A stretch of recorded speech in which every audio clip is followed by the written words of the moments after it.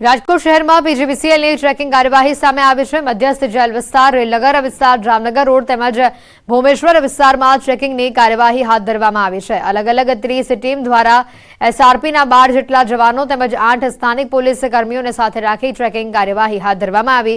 સાંજ સુધીમાં લાખો રૂપિયાની વીજ ચોરી ઝડપાય તેવી શક્યતા વ્યક્ત કરાઈ છે।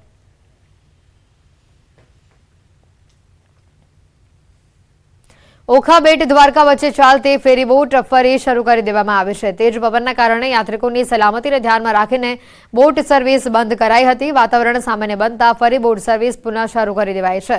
બોટ ફરી શરૂ થતા યાત્રિકો બેટ દ્વારકા દર્શને જઈ શકશે।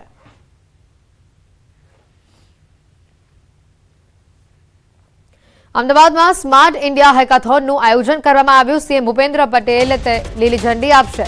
છઠ્ઠી સ્માર્ટ ઇન્ડિયા હેકાથોન 2023નું આયોજન કરવામાં આવ્યું। સ્માર્ટ ઇન્ડિયા હેકાથોનમાં વિદ્યાર્થીઓએ ભાગ લીધો। ઉચ્ચ શિક્ષણ મંત્રી ઋષિકેશ પટેલ ઉપસ્થિત રહ્યા।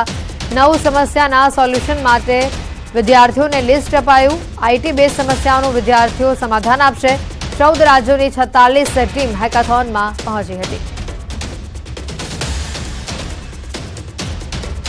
જીટીયુ અને ઈસરો પોતાના 9 જેટલા પ્રોબ્લેમ સ્ટેટમેન્ટ સાથે આ યુવાનો પાસે આવી છે।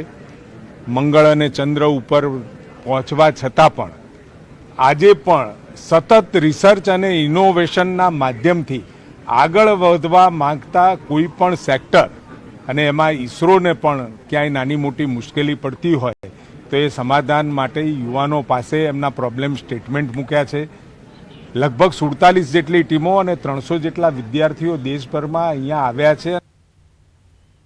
અરવલ્લી જિલ્લા પોલીસ વડા શ્રેફાલી બારવાલે નવી પહેલ કરી છે। જિલ્લામાં પોક્સો એક્ટ હેઠળ બનતા ગુનાઓને અટકાવવા સંયમ પ્રોજેક્ટ લોન્ચ કરવામાં આવ્યો, જેમાં ટીનેજર્સને પોક્સો એક્ટમાં સમાવિષ્ટ કલમોની જાણકારી આપવામાં આવે છે। શહેરની મોડાસા હાઈસ્કૂલમાં લોન્ચિંગ કાર્યક્રમ યોજાયો, જેમાં મોટી સંખ્યામાં વિદ્યાર્થીઓ અને શિક્ષકો હાજર રહ્યા। સંયમ પ્રોજેક્ટનો મુખ્ય હેતુ 16-17 વર્ષના યુવક યુવતીઓને પોક્સો એક્ટની માહિતી આપવાનો છે। કિશોર અવસ્થામાં એજ સેન્સિટિવિટીના કારણે ઘણી વખત ખોટું પગલું ભરતા હોય છે, ત્યારે યુવક યુવતીઓને લગ્નની ઉંમર અને કાયદાની સમજ આપવામાં આવી રહી છે।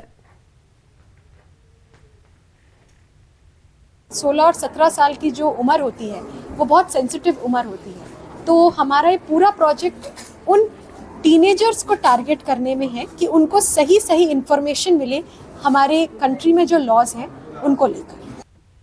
समाचारों में हाल रुकाईशुं एक ब्रेक माटे।